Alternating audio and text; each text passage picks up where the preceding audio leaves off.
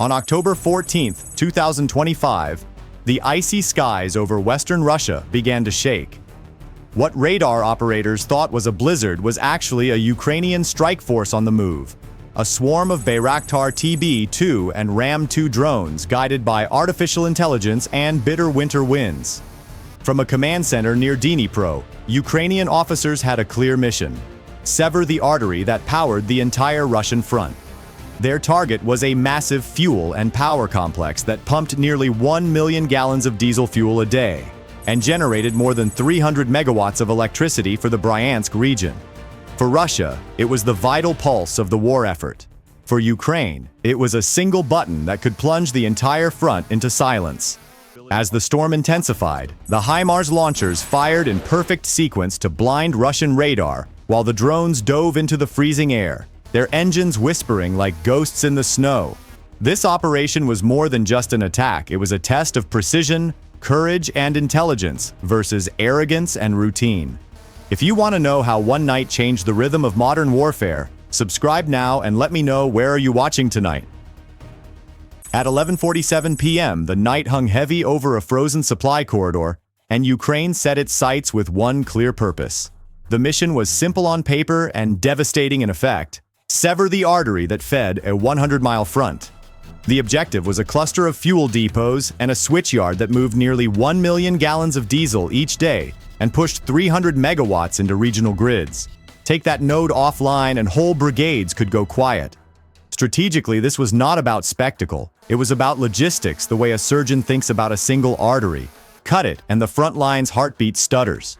The depot sat within a web of supply roads stretching for miles, and its storage tanks held fuel measured in tens of thousands of gallons.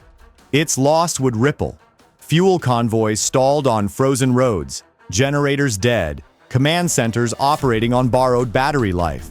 For Russia under Defense Minister Sergei Shoigu, that hub was a lifeline.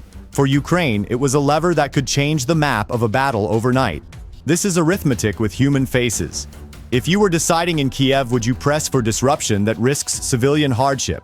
If you were in a Russian command post, how would you protect a lifeline that stretched for miles? At 2:15 a.m., inside a dim operations room near Dnipro, the hunt began. For 72 straight hours, Ukrainian military intelligence had dissected the target inch by inch. Analysts poured through 9 terabytes of radar and infrared data, satellite images captured every 10 seconds, and more than 50 drone overflights. What once looked like a frozen depot now appeared as a living creature on their screens, breathing heat and fuel. Above 12,000 feet, Bayraktar TB-2 drones traced slow circles, tagging every truck, every flicker of light. On the ground, Punisher and Ram-2 recon teams crawled through the snow, their sensors glowing like sparks in a blizzard. All that data streamed into an AI core known as Razor, a system designed to spot weaknesses faster than human reflex.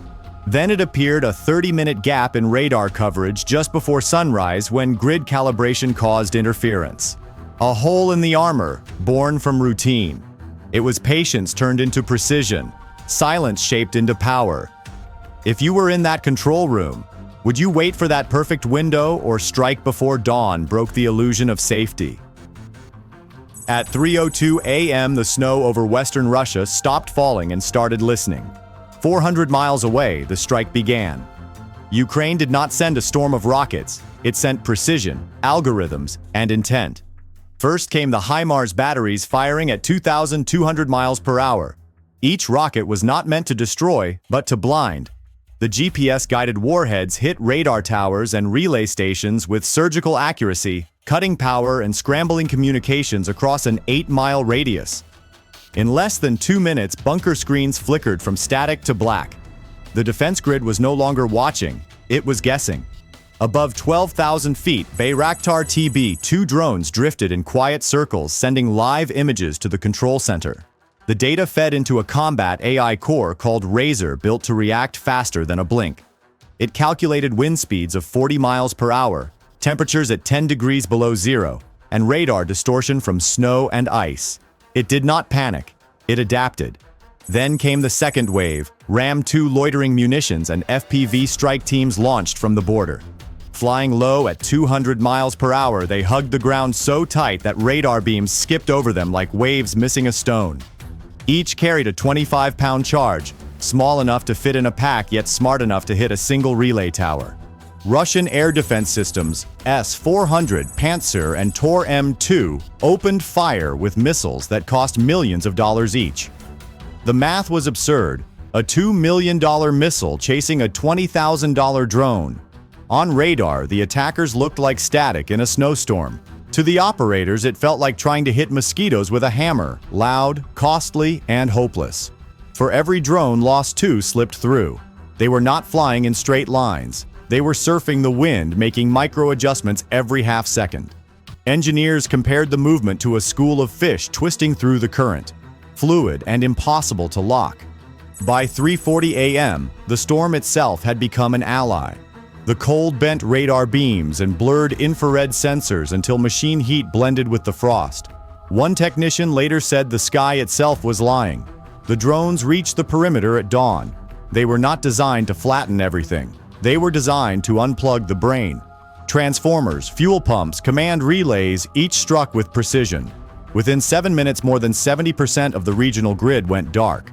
Convoys stalled. Fuel lines froze. The steady hum of engines faded into silence. When the smoke lifted, the air defense network had spent more than 50 interceptor missiles and millions of dollars. Yet control of the battlefield had vanished. The strike was not about destruction. It was about proof that code and timing could humble iron and pride.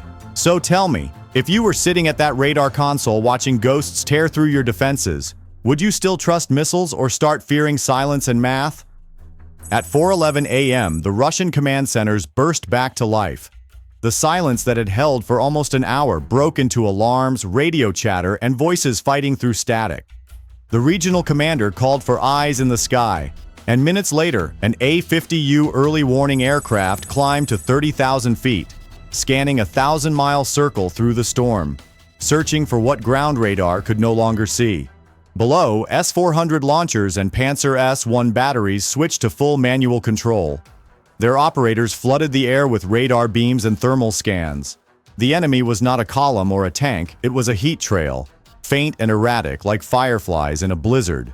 The A-50U used a low-frequency radar that bounced beneath the snow clouds. It could not lock onto a shape, but it could see the 200-degree heat plumes from the drone engines glowing against the black ice. Within 6 minutes, it passed coordinates for an interception. Two MiG-31 fighters cut through the air at 1,500 miles per hour, armed with R-37 missiles. The missiles locked on the heat instead of the drones themselves and tore through the sky at 3 times the speed of sound. One drone disappeared in a flash, another lost balance and vanished into the forest.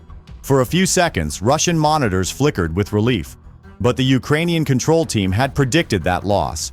The remaining drones dropped altitude to less than 100 feet, too low for radar to see beyond the Earth's curve. To humans, it looked suicidal, but to the onboard AI, it was simple geometry. The planet itself became a wall. Russian ground crews rolled out electronic warfare trucks, blasting static to jam control links. The attempt failed. Ukraine's encrypted signals jumped channels thousands of times each second, far faster than any system could track. What was meant to jam became useless noise. By 4:43 a.m., the battle became a storm of confusion.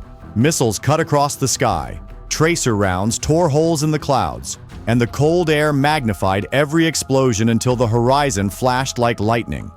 For people on the ground, it looked like the weather itself had gone to war. The results were brutal.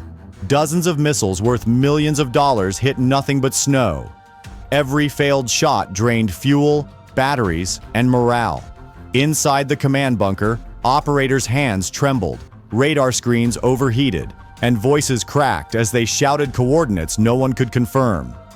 At 5 a.m., the regional commander gave one order: shut down, recalibrate, and reset. In the few minutes of silence that followed, the Ukrainian drones slipped through the gap and disappeared into the dawn.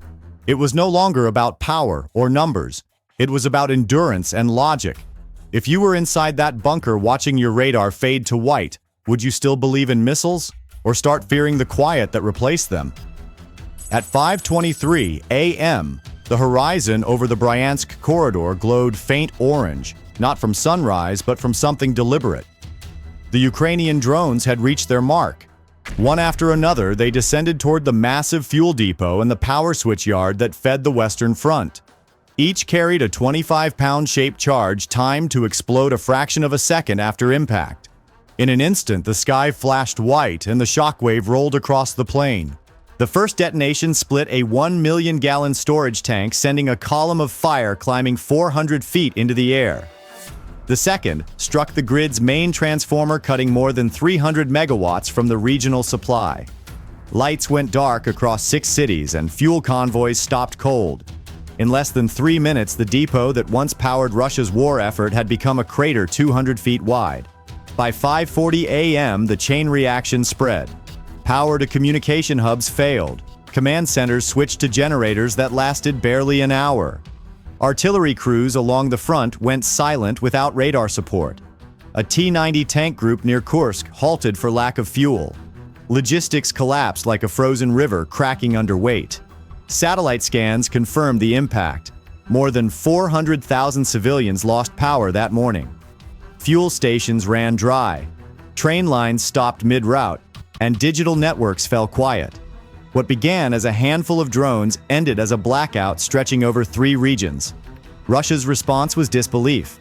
Official channels called it a local fire, but the evidence from orbit told a different story, a 20-foot crater where the grid's heart once pulsed. For 72 hours, the area ran on emergency power. For Ukraine, it was a demonstration that precision and patience could bend the balance of an entire war. By 8 a.m., the fires still burned and the frost turned to steam. The silence that followed weighed heavier than the explosions themselves. This was no longer about drones or missiles. It was about the reach of intelligence and the cost of overconfidence. If you stood in that moment watching half a region fade to black, would you call it strategy, or would you call it the beginning of a new kind of storm? War has always been measured in firepower, in numbers, in who can build the bigger machine. But tonight's story shows something very different. What unfolded between Ukraine and Russia was not just a clash of weapons, it was a clash of intelligence. Precision, timing, and patience turned a handful of small machines into a force that shifted the rhythm of an entire front. It was the kind of operation that reminds us the battlefield is no longer only made of trenches and tanks, but of data, calculation, and the will to adapt faster than the enemy can react. When you look closer, it is not about who had the most rockets, but who understood the storm better. The cold that once crushed invading armies became a weapon for those who knew how to use it. The silence of machines became louder than the roar of artillery, and in that silence lies a truth about modern war. Intelligence is the new armor, and creativity is the new artillery. For those watching, the lesson runs deeper than military strategy. It speaks to life itself. Whether in war, work, or everyday challenges, the side that wins is rarely the one with more resources. It is the one that dares to think differently, to take what seems like weakness and turn it into strength. Ukraine showed that courage is not only about standing tall, but about seeing clearly when everything else is buried in snow and smoke. Maybe that is why this story matters, because it reminds us that the mind is still the sharpest weapon we have. If you felt something from this story, if it made you think about how power, strategy, and resilience really work, then join our journey. Subscribe to the channel, stay with us for the next story, and help this community grow. And before we end, tell me, where are you watching from tonight? Are you hearing this from the cold cities of Europe, from America, from Asia, or somewhere else entirely? Let me know in the comments, because stories like this belong to all of us who believe that intelligence, not just might, will shape the future.